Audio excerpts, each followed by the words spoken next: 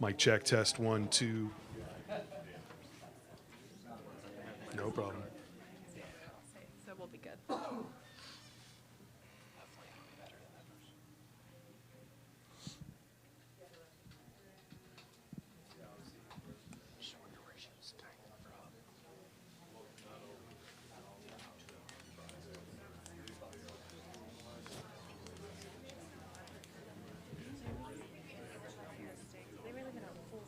Yeah.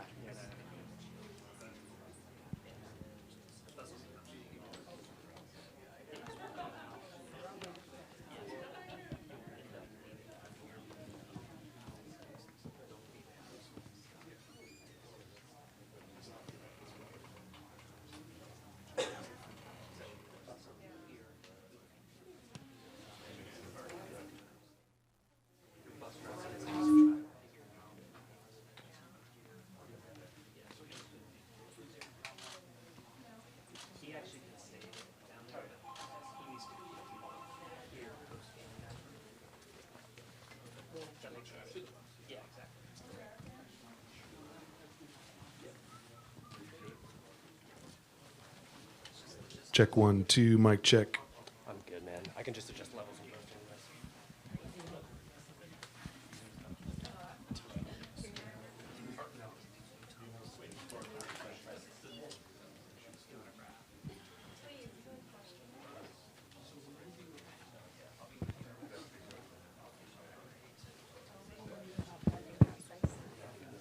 Yeah, tonight from here to take to the office.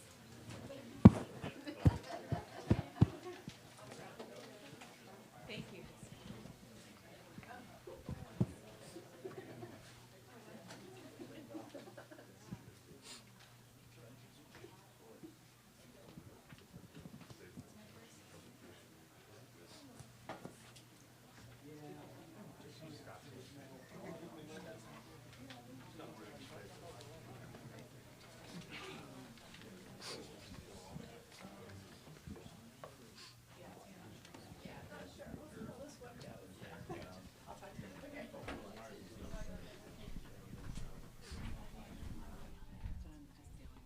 I know, but it's over though. That's the good news. Thank you, Mom.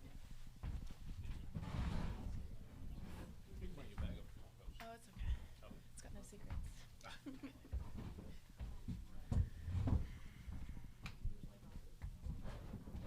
Everybody okay? I'm just kind of checking in, but it's over. No, unfortunately, it's life. So I'm just dealing with some people that are on lockdown. Thank you, though. Thanks for asking.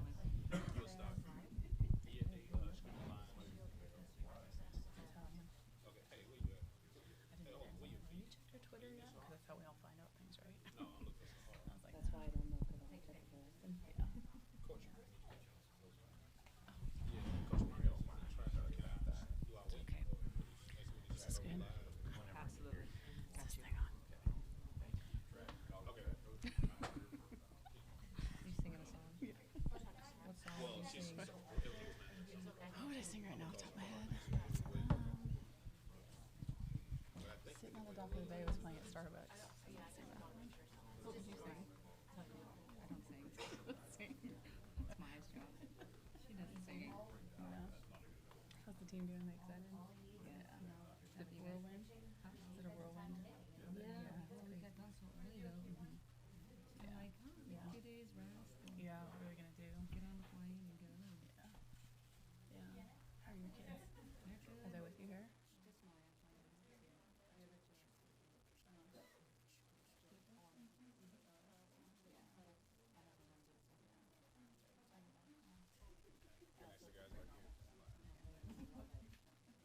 They couldn't get phone away from Yeah. them. Yeah, no problem.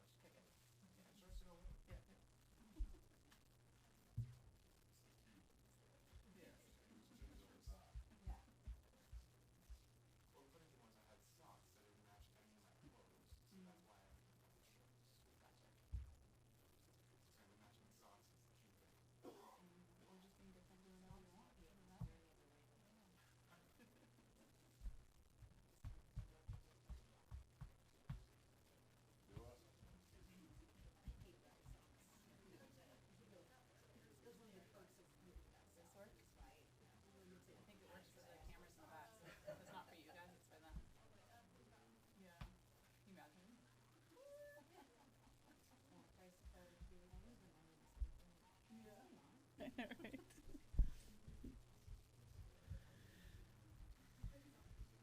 Maury, watch that coffee.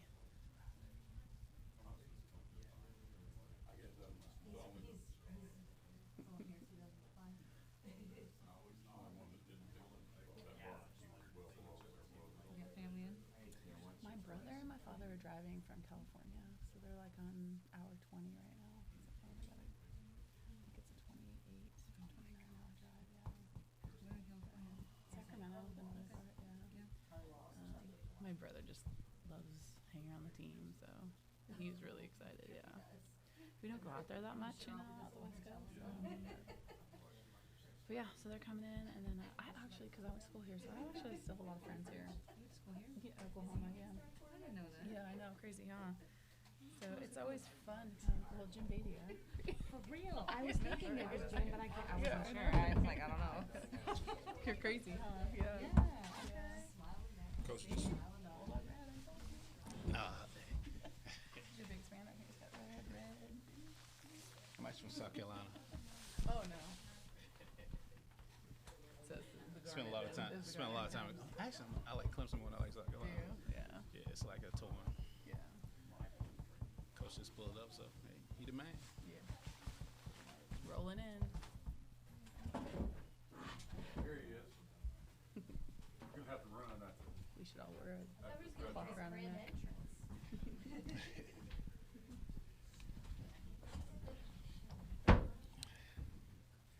Good afternoon. Welcome everyone to our 3:30 press conference here.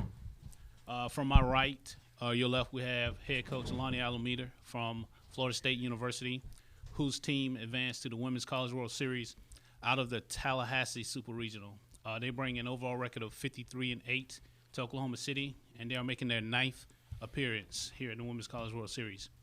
Next to her, we have Coach Lou Harris Camper from University of Georgia, whose team advanced to the Women's College World Series out of the Gainesville Super Regional.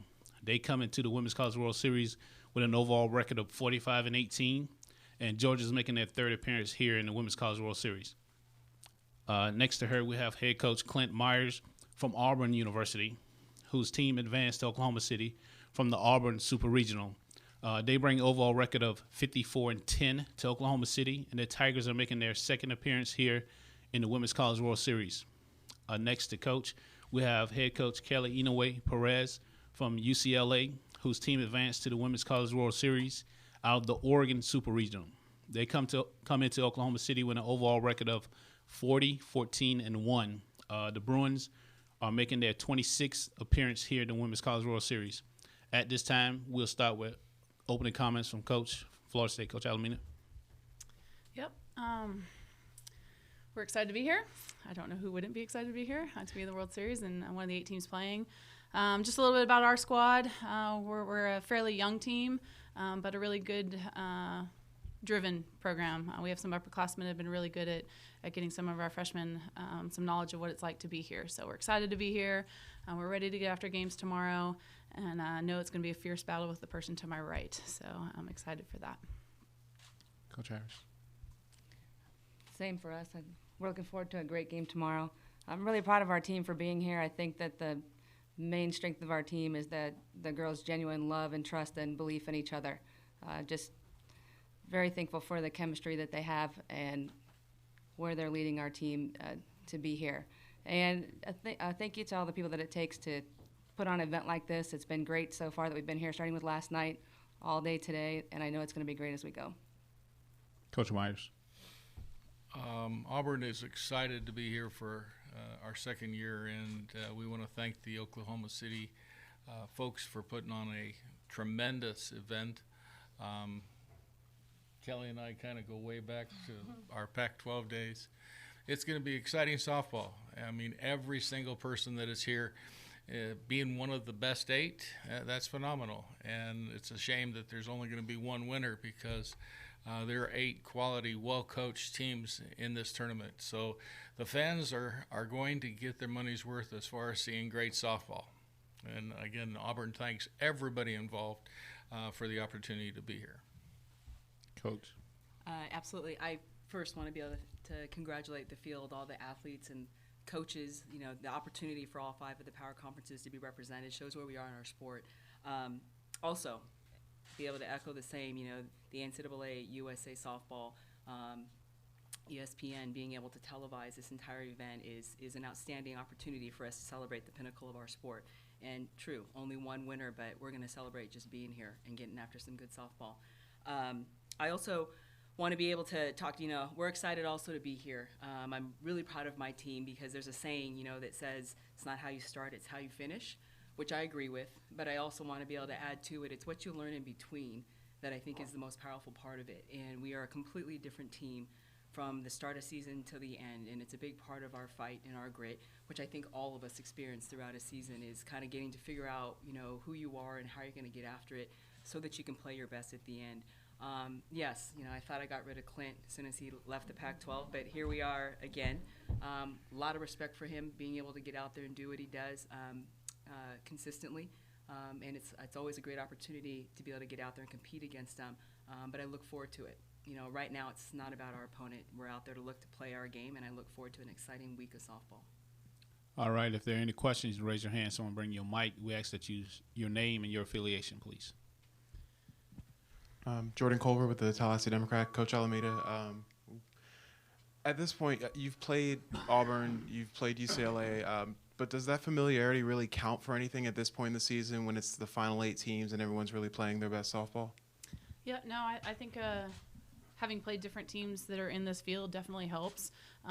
But again, when you get here, it's a different level of softball, and you just really got to go back to the trust of what got you here. And we have to play Florida State softball just as everyone does.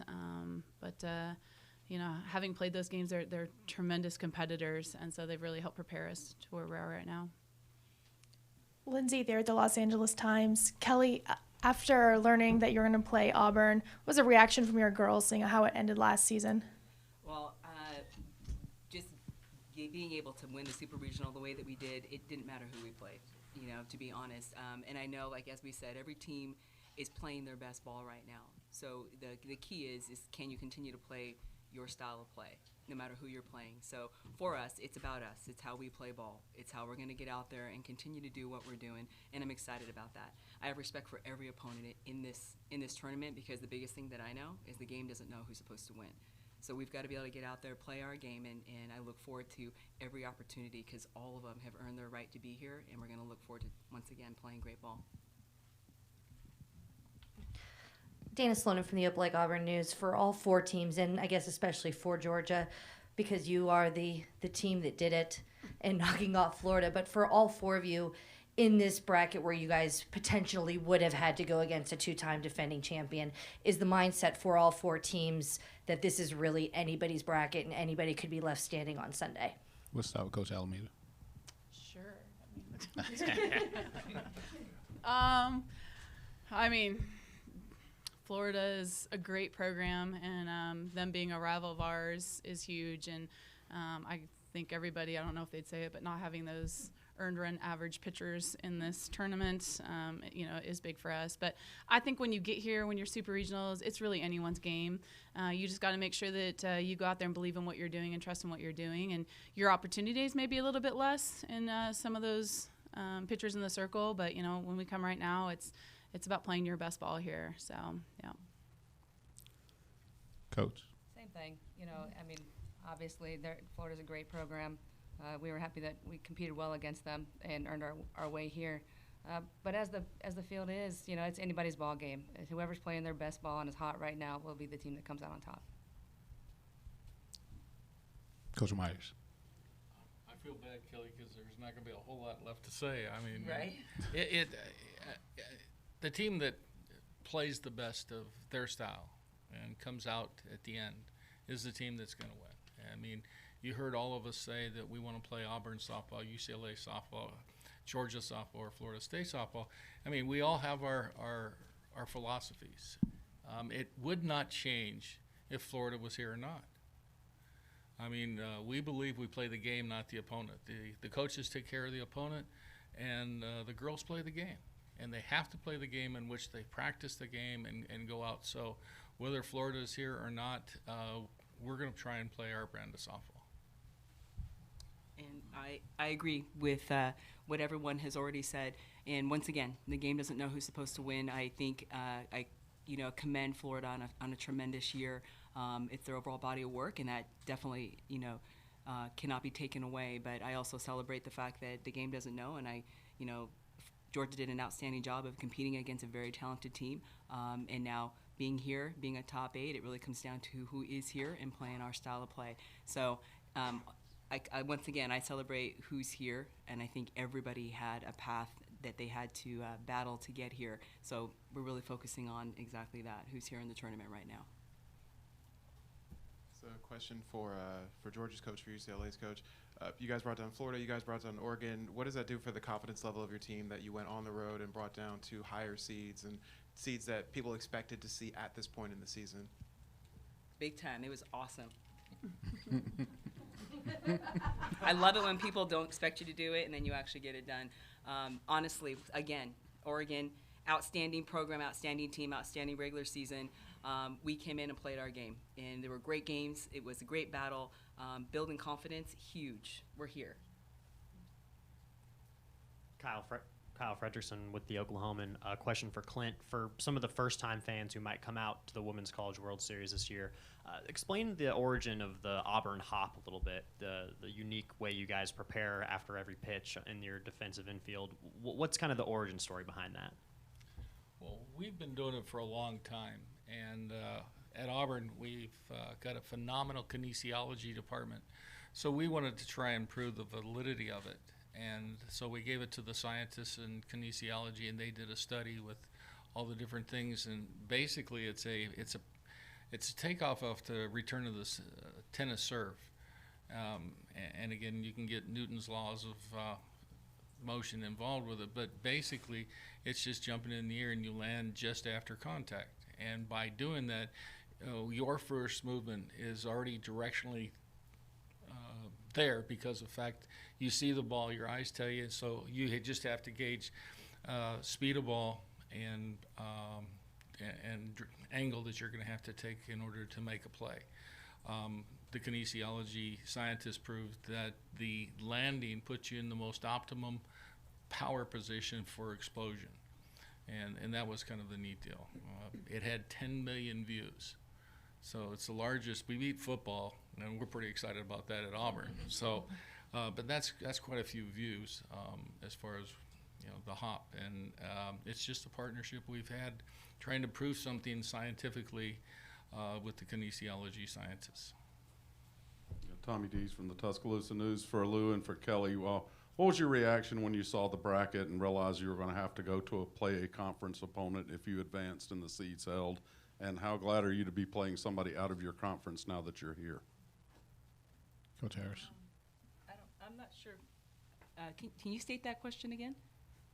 Yeah, your reaction on finding out you would have to play another PAC team to get here if the seats held, and are you glad to kind of be through that? I'm glad to be through it.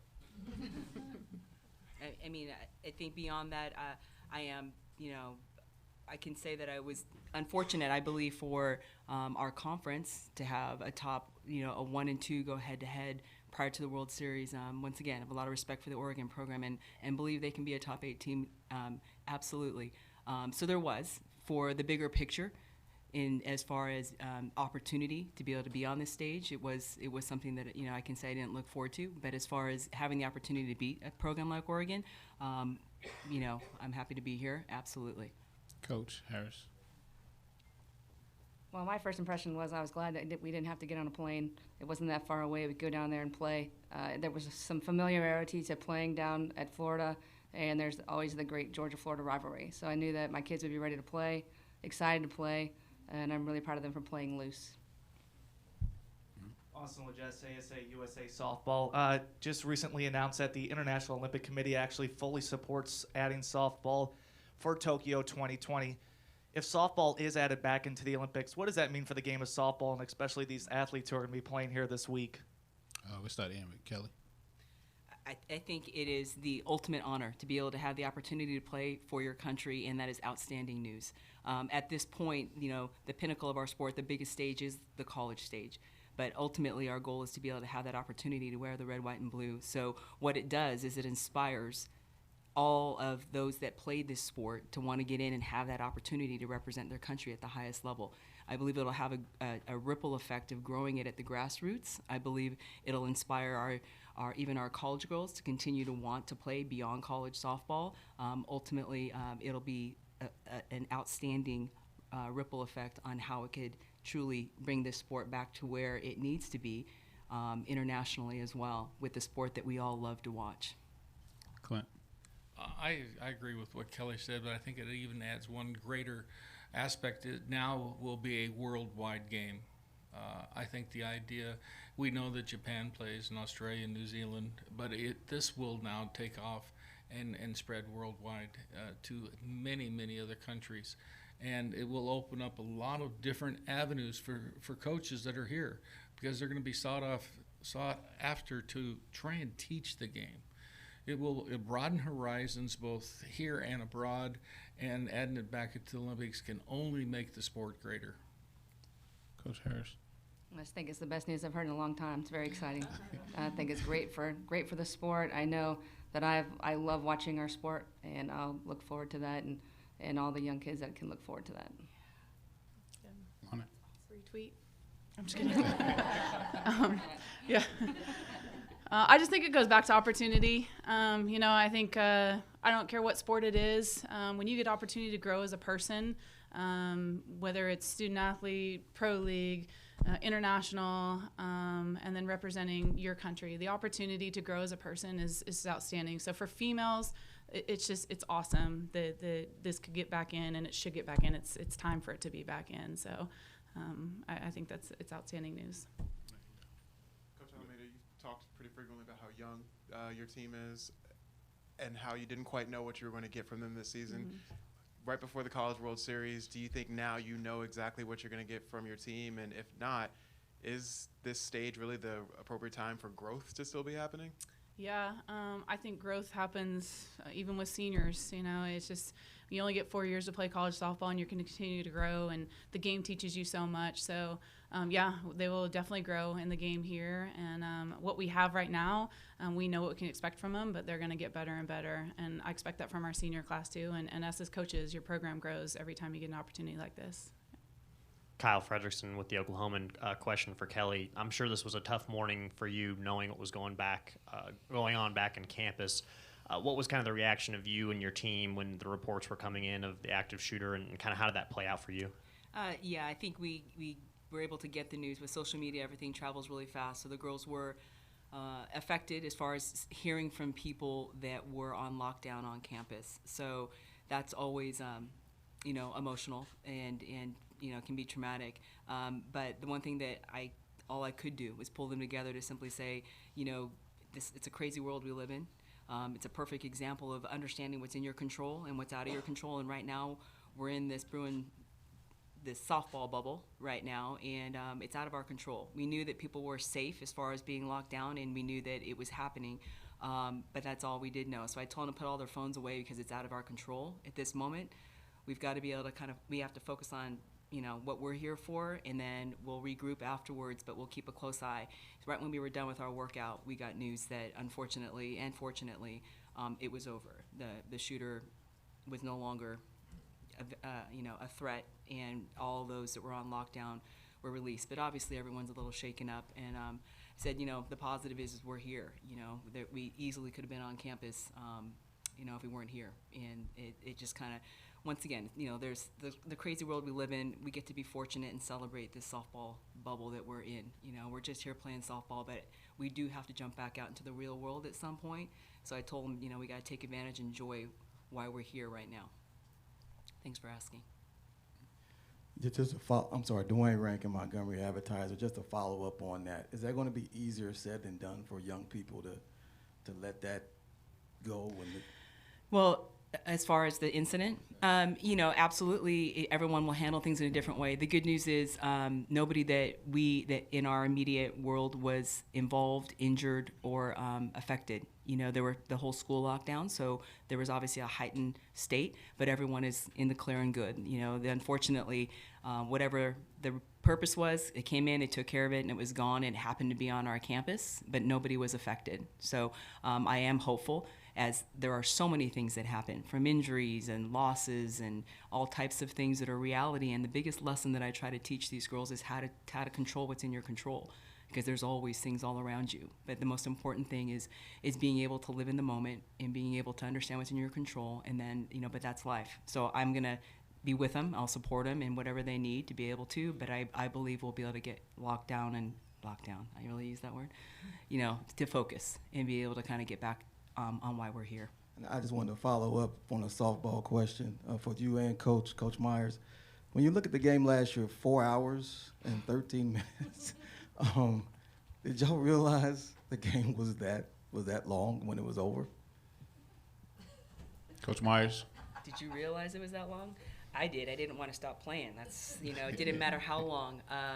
But I think it's just a great example of two teams that were playing down to the last pitch and didn't like that we ended it the way that we did. So it's a great opportunity for us to continue to compete. But once again, I have a great deal of respect. It's a new year. It's two totally different teams with a dynamic. So we just got to get out there and play the game one pitch at a time. When you're playing, there's no sense of time. ESPN gives you 2.5 minutes of break every half inning, so you get a little bit of a rest time. But during the game, it's about performance. It's about competition. It's about going out there and taking care of business. We're excited, as all of us have mentioned. Kelly stated it's two new teams that are after the same type of trophy, I guess you could say. But it's going to be fun. It's going to be great competition all week long, and from great teams. For all the coaches, since Oklahoma is playing in this year's College World Series and their campus is 30 minutes away from here, does this feel almost like a road test for you guys, considering that there's going to be a hometown crowd here supporting a hometown team? Lonnie.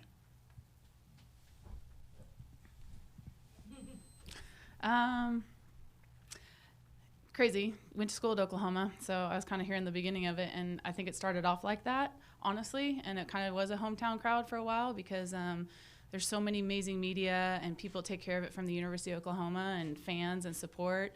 And then this venue has grown and grown and grown, and they've done such a tremendous job of growing the game that people love softball.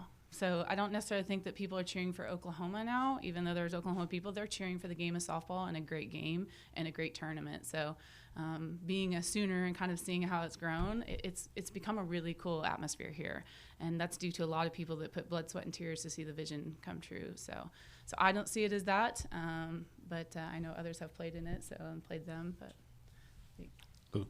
it's just an honor to be here, and it doesn't really feel like that. It just feels like the top 8 teams coming together and battling it out in a wonderful venue for the sport that we love. Coach Myers. It's nice to be on the other side because there's more tickets for our fans to go. So, Sharon said it the other night, or last night, this is a sellout. There's going to be 10,000 people at every single game. And, it's gonna shatter the attendance records. And again, because of the fact that, as Lonnie said, the game has evolved. It doesn't matter. If there's a great play out there, you're going to get cheered. It's just simple. And if somebody gets hurt, there's dead silence. These people here are educated and they understand the game, and they're great fans. So, if you see a whole lot of red and white there, well, Oklahoma, it's a shorter drive for them. But you're going to see your fair share of the other colors when they're not on the field. And the nice thing about that, they will be there as well, and they'll be cheering all of us, while we're here. So because of the fact that it's just a great tournament. Kelly. Quinn, there hasn't been as much talk about Kelsey Bogart's since the SEC tournament. How much a part of this has she remained? How much a part of it is she still today? Kelsey's a big part. But before I answer that, Kelly, did you want to answer the Oklahoma question? To answer your question, no, I don't think it's an advantage. There you go. I didn't want to. It's all good. Thank you, Clint. Thank you, Coach. Kelsey Bogarts was our shortstop who battled 7 months of rehab just to get an opportunity to play, and she got to actually start the very last game of the season, in which in the 5th inning she blew her other ACL out. So she had surgery 2 days later and is currently under another 7 months of rehab. But for me, for the team, she's an inspiration because I watched the hours of work each day just to come back, and that was just to have an opportunity and to spend all that time to have one game during the course of a season, one game that used her eligibility up, just to have a chance to possibly play in postseason with no regrets. Again, it was just like I said, if somebody goes down, I mean, she made a phenomenal play and hurt her good leg. ACL was blown. It was dead silence. We had 2,000 people in there. And, playing for Turtle, that's her nickname, it has really been something, important to us. And Kelsey is a phenomenal young lady, dedicated young lady. You'll hear a lot of great things about how inspirational she is for us while we're here. Kelly, with the win against Oregon, the sweep, and your girls probably on an emotional high, do you want to keep them up there, or do you want to kind of bring them down? Where do you want them to be this week? Well, I think, the high was there. We won, and then the low came where we had to spend the night and, fly out the next morning. So we've kind of been even-keeled a little bit right now, where we're just literally recovering, resting, and had a great workout today, and just kind of getting back on track to playing our game. So the high, as far as that, right afterwards, there is no feeling. I wish I could bottle that up and have it in every single moment when you win and have a great accomplishment like that. But the most important thing is actually being even-keeled, being able to play your game, and that's what I'm going to shoot to keep my team at that place. All right, are there any other questions? If not, we want to thank you for your time. Coaches, thank you.